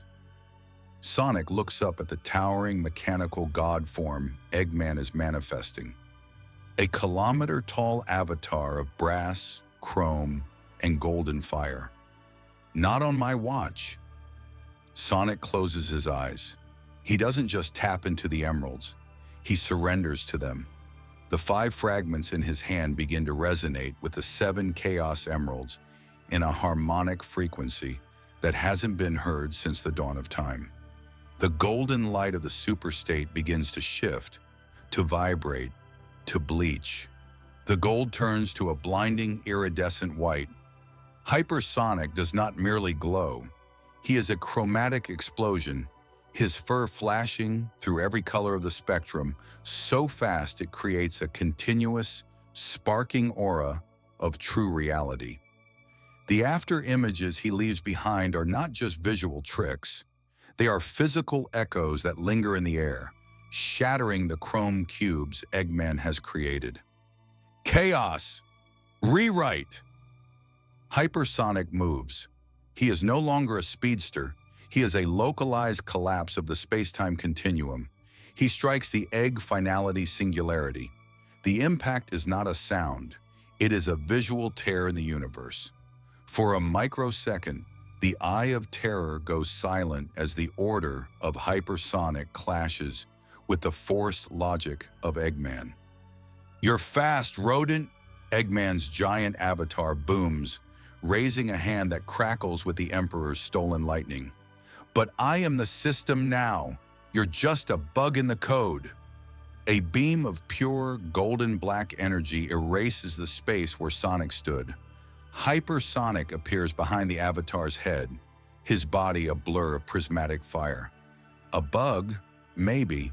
But I'm the kind of bug that crashes the whole drive. The two entities collide. A god of the machine versus a god of the infinite. The shock waves of their battle are felt on Terra, on Mars, and in the deepest pits of the maelstrom. Suddenly, a red and black bolt of lightning cuts through the middle of their clash. A single muffled explosion of chaos energy pushes both Sonic and Eggman apart. Standing on a spire of uncorrupted obsidian, his arms crossed, his quills glowing with a cold, emerald malevolence, is Shadow the Hedgehog. In his right hand, he holds the 6th Master Emerald fragment. It pulses with a dark, heavy green, perfectly synced with the rhythmic thrum of his chaos boosters. "You're late," Sonic gasps, his chromatic aura flickering as he stabilizes. Shadow doesn't look at him. He looks up at the mechanical monstrosity Eggman has become. His voice is a low, dangerous growl that cuts through the roar of the eye. "I was busy ensuring the despoiler didn't follow me," Shadow says, his red eyes narrowing. "And unlike you, Sonic, I don't play with my food. Dr. Robotnik, you've made a mess of this galaxy. It's time I cleaned it up." Shadow holds the fragment high. The chaos blast he releases isn't red. It is a deep, agonizing violet, infused with the warped logic he has mastered during his time in the Eye. Shadow smirks, the emerald light reflecting in his eyes. "Hope you didn't start the party without me." The chromatic frequency of the hyperstate is not a color, it is a correction. It is the sound of a billion crystalline bells ringing in a vacuum where sound is forbidden.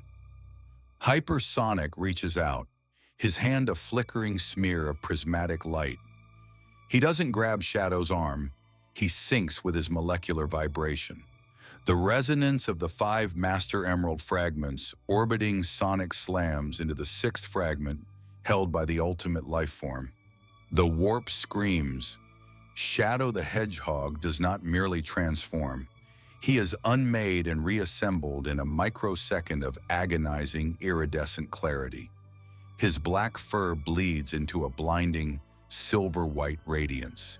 His red stripes ignite into pulsing veins of pure, unstable chaos energy that cycle through the spectrum: violet, gold, cyan, emerald. Hyper, chaos, control. The hedgehogs speak in unison, their voices echoing with the weight of twin suns. They become two streaks of impossible light, weaving a double helix of chromatic fire through the chrome-plated spires of Belial IV. Each time they cross paths, the universe stutters. The rigid egg logic of the world cracks. The metallic cubes revert to shifting warp flesh, only to be instantly vaporized by the order wash of the hyperstate. High above the egg finality singularity, the kilometer-tall avatar of Dr. Eggman raises its titanic brass arms. It attempts to clap its hands together, intended to trigger a logic collapse that would delete the hedgehogs from the directory of existence. Sage, lock onto their frequency! Eggman's voice booms through the planetary vox.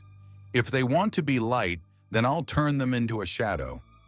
But Sage's response is a rhythmic, glitching silence. 3 miles below the God Clash, the Blue Cyclone is no longer a ship, it is a barricade. The Imperial frigate is lodged halfway into a spire of obsidian, its hull glowing a dull, angry red as it bleeds heat into the freezing warp air. Inside the cargo bay, Knuckles the Echidna is a pillar of sweating, red-furred defiance. He is braced against the Master Emerald's containment crate, his knuckles dug into the deck plates. The air in the hold is thick with violet demonic mist, leaking through the breached hull. Out of the shadows, seekers of Slanesh, lithe, six-limbed horrors with barbed tongues, skitter toward him. They don't run, they dance, their movements a sickening, fluid grace. Stay back, Knuckles growls. His voice is thick, his lungs burning from the warp taint. He isn't just fighting with his fists, he is acting as a soul anchor. The 5 Master Emerald fragments Sonic left behind are vibrating violently, trying to fly toward the hyperclash above. Knuckles is holding them down through sheer ancestral willpower. If he lets go, the resonance will shatter the ship, and Tails with it. Knuckles, I'm losing the Geller field! Tails screams from the cockpit. The fox is a mess of singed fur and frantic motion. His twin tails are wrapped around a flickering power coupling, acting as a manual conductor. The machine spirit is crying. It says the big metal man is trying to eat its mind. Then tell it to bite back, Knuckles bellows, lunging forward. He punches a seeker mid-leap. The impact doesn't just crush bone. The chaos resonance in his fist causes the demon to invert, its essence scattered into harmless sparks. On the outer shell of the Death Egg, the war is not biological, it is a civil war of code. Metal Sonic stands atop a primary turbo laser battery, his chassis a patchwork of Necron silver, Orc iron, and Eggman chrome. His red optics have shifted to a jagged, flickering green. Around him, a legion of egg pawns has ceased their attack on the Blue Cyclone. They are standing perfectly still, their head units twitching in synchronization with Metal Sonic's rhythmic electronic pulse. Data reclaimed. Metal Sonic broadcast across the localized noosphere. The Doctor is inefficient. The way logic dictates, the strongest boss is the one who breaks the world. Metal Sonic raises his antimatter claw. The Gork AI within him has identified a flaw in the egg finality's cooling vents. He isn't helping Sonic out of friendship. He is looting the Godform's power. Suddenly, a flight of Black Legion stormbirds descends from the churning clouds, led by Abaddon, the Despoiler's elite Terminators. They see the metal boss and the God Egg and do not care about the nuance. They open fire with multi-meltas and lightning claws. Metal Sonic rotates his torso 360 degrees, his jet engine roaring. "You wanna scrap?" Metal Sonic's vocal processor mimics Gazkul's tectonic grind. "We'll give ya." The best scrap in the galaxy. The badniks, now orcified by Metal's logic virus, charge the Terminators. It is a collision of ancient, fanatical hate and cold, self-evolving machine malice. In the heavens, the dual hyper-chaos blast is primed. Sonic and Shadow hover back-to-back, their combined chromatic auras creating a sphere of absolute reality that is 10 miles wide. Inside the sphere, the warp is gone. The eye of terror is gone. There is only a blue sky, green grass, and the scent of a world that has never known a bolter. "Ready, Shadow?" Sonic asks, his fur flashing through a brilliant, sun-white phase. Shadow smirks, his eyes glowing like twin pulsars. "Don't trip on your way out." They spin. The rotation becomes a vortex of iridescent fire. The 6 master emerald fragments act as the focal points, drawing in every stray joule of chaos energy in the sector. Hyper, dual, blast. The beam is not a projectile, it is an ontological erasure. The white light hits the egg finality singularity. It doesn't explode. The armor simply ceases to be machine. It turns into water, then into air, then into thought. Dr. Eggman, suspended in the center of the avatar, feels his godhood being stripped away by a logic that is older and purer than his own. The blast tears through the Crone world, punching a hole clean through the planet and out the other side. The rift it creates is a cyan tunnel of perfect order that leads directly toward the 7th and final fragment. But the 7th fragment is not on a planet. It is not in a vault. As the smoke clears, a massive, shifting labyrinth of blue and gold mirrors appears within the rift. In its center, a 4-armed entity of shifting shadows and infinite eyes, a lord of change serving the architect of fate, clutches the final green shard. "So," the demon whispers, its voice a million overlapping lies. "The runners have arrived. Cinch has been waiting for you to complete the set." The hyperstates of Sonic and Shadow flicker. The drain of the dual blast was immense. They are falling, their chromatic auras fading, as the 7th fragment begins to pulse with a dark, mocking laughter. The entrance to the mirror labyrinth is not a doorway. It is a fracture in the ego. As Sonic and Shadow descend, their hyperforms flickering like guttering candles in a gale of madness, the cyan tunnel of the dual blast collapses behind them. They are no longer in the Eye of Terror. They are in the crystal labyrinth of Zinch, a realm where the floor is made of tomorrow's regrets, and the walls reflect every choice they never made. The air here tastes of copper and unfinished sentences. Gravity is a suggestion that changes with every heartbeat. "Shadow, stay." "Focused," Sonic gasps. His prismatic fur is dimming, the white light receding to a pale, washed-out blue. The strain of the hyperstate in a realm of pure entropy is like trying to keep a fire burning underwater. Shadow lands on a floating shard of glass, his silver quills sparking. He doesn't look at the shifting horizons. He looks at his own reflection in the obsidian floor. For a microsecond, he doesn't see the ultimate life form. He sees Maria. He sees the Ark. He sees the cold, unfeeling vacuum of the 40K universe reflected in her dead eyes. "It's a trick," Shadow snarls, his voice echoing in 1,000 different pitches. "The architect is trying to bleed our momentum by feeding us our own ghosts." From the kaleidoscopic heights, the Lord of Change, the greater demon known as Khazar the Weaver, descends. Its wings are not made of feathers, but of shifting probabilities. Each eye on its 4-armed body is a window into a different timeline. In its primary claw, it holds the 7th Master Emerald fragment. The shard is no longer green. It has been bleached into a shimmering, transparent diamond that pulses with the 9-fold logic of Tzeentch. "Welcome, little sparks," Khazar whispers, the sound vibrating in their very teeth. "You seek the final piece of your broken god. But in this house there is no finality. There is only the change." The demon raises its staff. The mirrors around the hedgehogs begin to ripple and bulge. From the glass, two figures step out. The first figure is a Sonic, but his quills are the color of dried blood, and his eyes are void black pits. He moves with a jerky, twitching speed, his limbs elongated like a genestealer's. This is Sonic the Desecrated, a vision of what would happen if the hedgehog had surrendered to the warp upon arrival.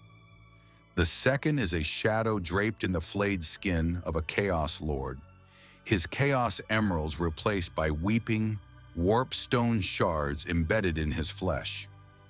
This is Shadow the Apostle, the version of him that chose to rule the Eye rather than fight it. To claim the shard, you must first survive the truth of yourselves, Khazar cackles.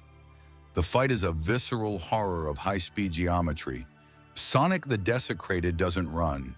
He teleports in jagged, bloody bursts. He slams into Sonic, his claws dripping with a psychic virus that tastes of 10,000 years of Imperial despair.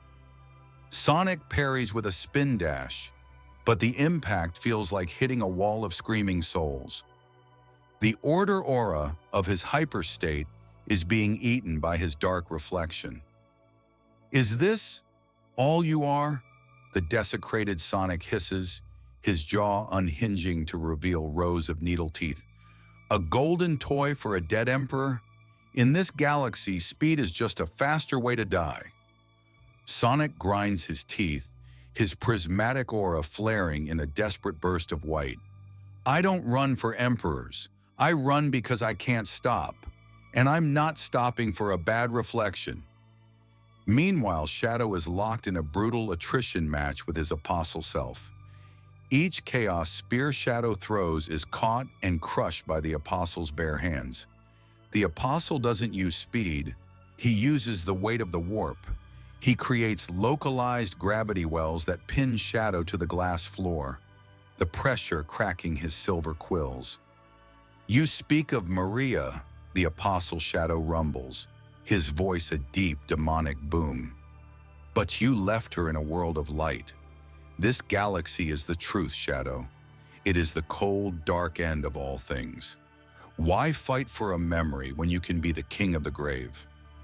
Shadow's silver fur bleeds back to black as his hyperform nears its breaking point. He looks at the apostle, then at the seventh fragment held by the Lord of Change. He feels the weight of the 40K universe trying to crush his spirit, to make him canonical to its misery. "Because," Shadow gasps, his hand reaching for his inhibitor rings, "a king is just a prisoner with a bigger cell, and I was born to be free." Shadow tears the rings from his wrists. The resulting explosion of raw, uninhibited chaos energy is so violent it shatters the mirrors for a mile in every direction.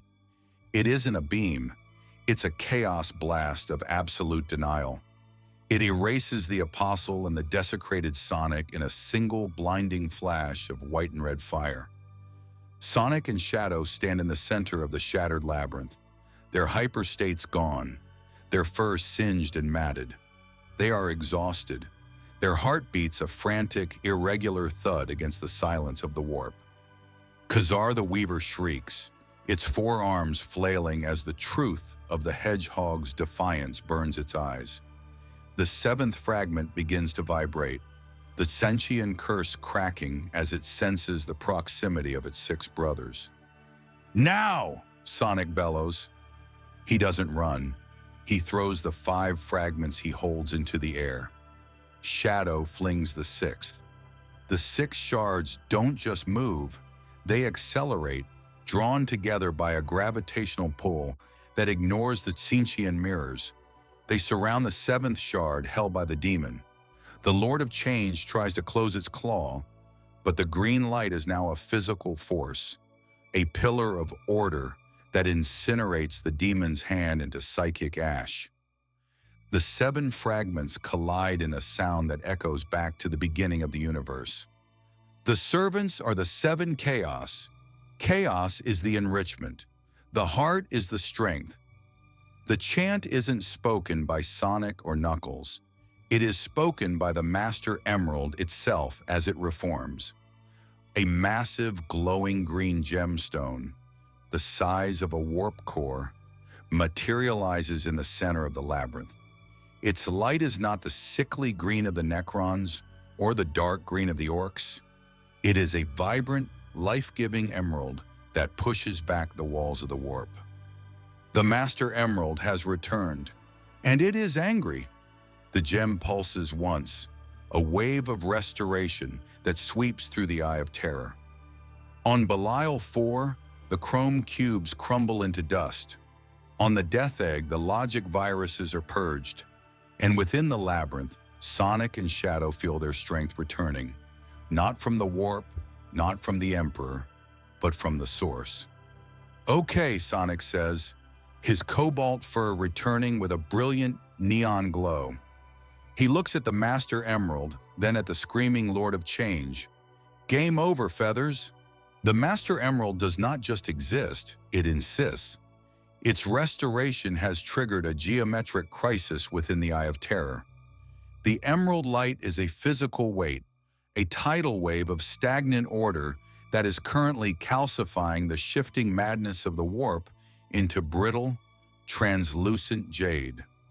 But the warp is a sentient predator, and it does not surrender its territory without a scream that liquefies stars.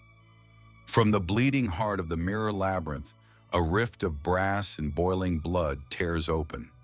Angron, the demon primarch of the World Eaters, does not descend. He erupts.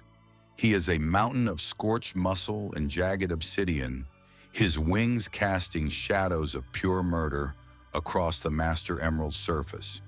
He raises Blackblade, a weapon that tastes of 1,000,000,000,000 slaughtered souls, and brings it down toward the gem's apex. The impact is a chronological stutter. The blade hits the emerald's order field, and the sound is not a metallic clang, but the screech of 1,000 violins snapping at once. "Sonic, Shadow, move!" The voice isn't a hero's cry. It's a high-frequency vox burst from the heavens. The blue cyclone shrieks through the atmospheric interference, its hull glowing white-hot as it ignores the laws of friction. Tails is no longer just piloting, he is interfacing. His twin tails are a blur, manipulating a jury-rigged console of Eldar spirit stones and orc-wired copper. He has overclocked the ship's Geller field until the barrier isn't just a shield, it's a physical claw of order. "I'm initiating the tether lock," Tails bellows, his voice crackling with the static of a mind processing 4 dimensions at once. "Knuckles, I need the resonance. Give me the frequency of the Motherstone." Below, Knuckles slams his spiked fist into the base of the Master Emerald. He isn't hitting it, he is tuning it. The red aura of the Echidna's ancestors bleeds into the green light, creating a stabilizing harmonic. "Stay still!" Knuckles' quills stand on end as his nervous system becomes a conduit for enough energy to restart a sun. The blue cyclone descends like a raptor. From its ventral bay, 4 heavy-duty magnetic harpoons, modified with Chaos Emerald conductors, slam into the Master Emerald's facets. The cables go taut, humming with a frequency that turns the surrounding air into solid glass. "Shadow! Sonic! The engines won't hold the weight and the warp drag!" Tails' eyes are wide, his pupils blown wide in the cockpit's neon glow. "I need a kinetic boost, now!" The hedgehogs don't hesitate. They don't fly to the ship. They become the ship's afterburners. Sonic and Shadow slam their hands onto the rear thrusters of the blue cyclone. The prismatic fire of their restored hyperstates flows into the engines. The Imperial Promethium inside the tanks doesn't just burn, it undergoes a chaos evolution, turning into a fuel source that exists outside the spectrum of physics. The blue cyclone doesn't just accelerate, it teleports through momentum. Angron roars, a sound of such profound agony it causes the obsidian spires of Belial IV to shatter into dust. He lunges, his claws raking the hull of the frigate, tearing away the upper sensor array in a spray of sparks and Gothic iron. But the ship is already gone, a streak of emerald and sapphire light that is dragging the Master Emerald out of the labyrinth and into the order rift created by the dual blast. Inside the hold, the physics are failing. Gravity has tilted 45 degrees to the left. Knuckles is pinned against the bulkhead by the Master Emerald's massive weight, his bones groaning, his teeth gritting so hard they bleed. The Master Rock is vibrating, trying to expand and reset the galaxy. Tails! Knuckles gasps, his vision swimming in green light. The rock, it's hungry. It wants to fix everything. It's going to erase the stars. Not today, Tails' fingers fly across the keys. I'm slaving the Emerald's output to the warp drive's overload vent. I'm going to use its order wave to cauterize the rift behind us. The blue cyclone hits the edge of the Eye of Terror. Behind them, the Black Legion fleet is a swarm of dying insects, their warp engines failing as the Emerald's light strips away their protection. Abaddon the Despoiler stands on the bridge of the Vengeful Spirit, his hand reaching out as the very air inside his ship begins to turn into harmless, green mist. Chaos! Dismissal! Tails screams, slamming the final Enter key with both fists. The Master Emerald pulses one final time. It is not an explosion. It is a suturing. The order wave hits the Eye of Terror, and the wound in reality begins to zip shut. The purple madness is pushed back. The screaming demons are snuffed out like candles in a hurricane, and the jagged edges of the universe are pulled back into a straight line. The blue cyclone is spat out into the real universe with the force of a supernova. The ship tumbles through the cold, silent dark of the Segmentum Obscurus, trailing green sparks. The Master Emerald, now quiet and steady, rests in the center of the hold, its light dimming to a gentle, protective glow. Sonic and Shadow collapse onto the hull, their hyperforms fading, their quills returning to blue and black. They look back, where the Eye of Terror once sat, a cancer that had plagued the galaxy for 10,000 years. There is now only a vast, empty stretch of calm, silver stars. "We did it," Sonic whispers, his voice lost in the vacuum. "We actually fixed it." Beside him, Shadow looks at his hands, then at the distant, silent stars. "We didn't fix it, Sonic. We just gave this galaxy a second to breathe. And in this place, a second is a lifetime." The Segmentum Obscurus is no longer a wound, it is a scar. Where the Eye of Terror once pulsed with the rhythmic, agonizing heartbeat of the warp, there is now a vast, hollow silence. The stars here are static, cold, white, and terrifyingly orderly. This order zone, a million light-year sphere of cauterized reality, stands as a topographical middle finger to the chaos gods. The blue cyclone drifts in the center of this new stillness, its scorched hull venting the last of its atmospheric oxygen into the void. Inside the hold, the Master Emerald has ceased its frantic screaming. It sits atop the reinforced deck plates, a mountain of translucent jade that glows with a soft, steady pulse.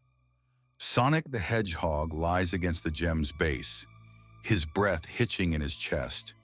His cobalt fur is gray with the ash of a dead crone world, his sneakers melted into unrecognizable husks of rubber and friction tape. He looks at his hands. They are shaking, not from fear, but from the lingering resonance of the hyperstate. Every nerve in his body feels like a live wire that has been forced to carry the current of a supernova. Tails? Sonic's voice is a dry rasp, barely audible over the settling groan of the ship's cooling struts. Is the window open? In the cockpit, Tails doesn't turn around. His hands are still fused to the interface, his amber fur matted with dried blood from a burst capillary in his temple. His eyes are not focused on the screens, but on the math of the universe itself. He sees the strings. He sees the way the 40K reality is trying to heal over the hole they made. The resonance is peaking, Tails whispers. His voice is layered, sounding both like a child and a machine. The Master Emerald has calculated the exit vector. It doesn't want to stay here, Sonic. It's allergic to this galaxy. If we stay another 10 minutes, it'll reset the sector to protect itself. We have to go. Now. Knuckles stands at the far end of the hold, his gaze fixed on the darkening void outside the breach. He feels the weight of the trillions of souls they are leaving behind. He feels the Master Emerald's urge to purge the filth, and he feels the terrible, stagnant sorrow of the Imperium. We're leaving a lot of people in the dark, Sonic. Knuckles grunts. He touches the surface of the Master Rock, and for a moment, his red aura flares in a somber, respectful goodbye to the planet Terra. They're going to wake up tomorrow and realize their great enemy is gone, but their great lie is still there. We gave them a chance. A cold, smooth voice cuts through the gloom. Shadow stands in the shadows of the engine block. His silver inhibitor rings back in place, though they glow with a dull, overheated orange. He looks at the stars. Whether they use that chance to grow or to rot, that's not our fight. We're hedgehogs, not martyrs. The Master Emerald begins to hum, a low tectonic vibration that causes the blue cyclone to liquefy. It is not an explosion, it is a refraction. The ship, the hedgehogs, and the emerald begin to turn translucent, their molecules being recoded back into the vibrant, high-frequency physics of their home dimension. The gray, iron-heavy hues of the 40K universe are pushed aside by a sudden, violent eruption of topographic sapphire and emerald green. In the final microsecond before the jump, a small, egg-shaped pod streaks toward the closing rift. Inside, Dr. Eggman screams at his consoles, his blackened hands gripping the manual flight stick. Beside him, Sage flickers with a golden red light, her eyes fixed on the retreating form of Sonic. "I won't be left behind," Eggman bellows. The pod slams into the wake of the blue cyclone. The rift snaps shut with a sound that erases the concept of time for 100 light years in every direction. The order zone remains. On the surface of the now silent Belial 4, a single figure remains. Metal Sonic stands amidst the ruins of the Mirror Labyrinth. His chassis is a nightmare of looted technology, Necron phase generators, orc iron rivets, and a chest turbine that pulses with a faint, residual chaos logic. Around him, a million orcified badniks stand in silent, rhythmic formation.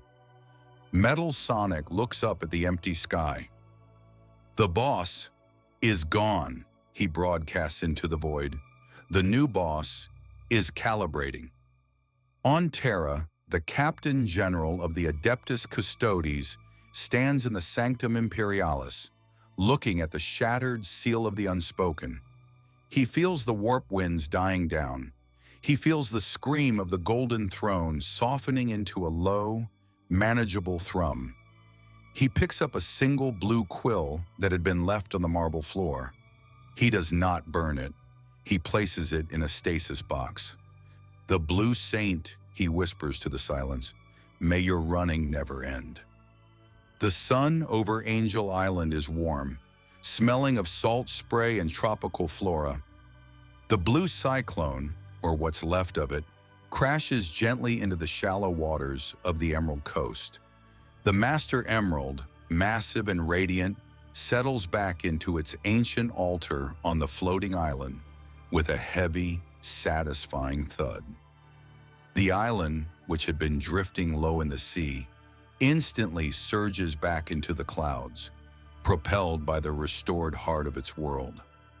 Sonic the Hedgehog steps out onto the white sand, his sneakers squelching in the water.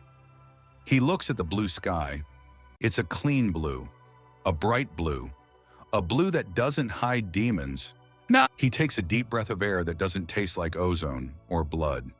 Home, Sonic says, a genuine tired smile breaking across his face. Tails collapses onto the sand beside him, his twin tails finally relaxing. Knuckles walks toward the altar, his duty restored. Shadow, without a word, vanishes into the tree line, a silver streak heading for the high cliffs to watch the horizon.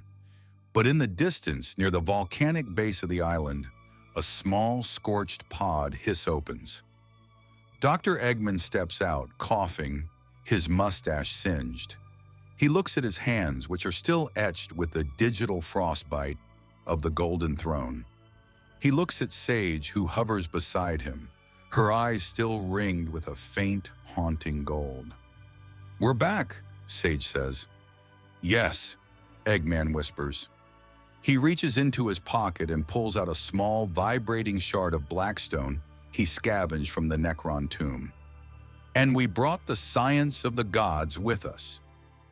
Eggman looks up at the floating island, a dark, rejuvenated ambition sparkling in his eyes. "The Empire didn't fall, Sage. It just relocated. The transmission holds. Your unwavering focus, your absolute gaze, serves as the singular anchor point for these colliding realities. You didn't just watch, you stabilized the breach. Portal Comic X remains tethered to this plane only because you chose to endure the friction of the void until the very end. You are the battery, you are the witness. This channel is the only lens capable of capturing the collapse, and you are its pulse. Subscribe to the frequency now and step directly into the next anomaly. The portal is wide, and it is waiting.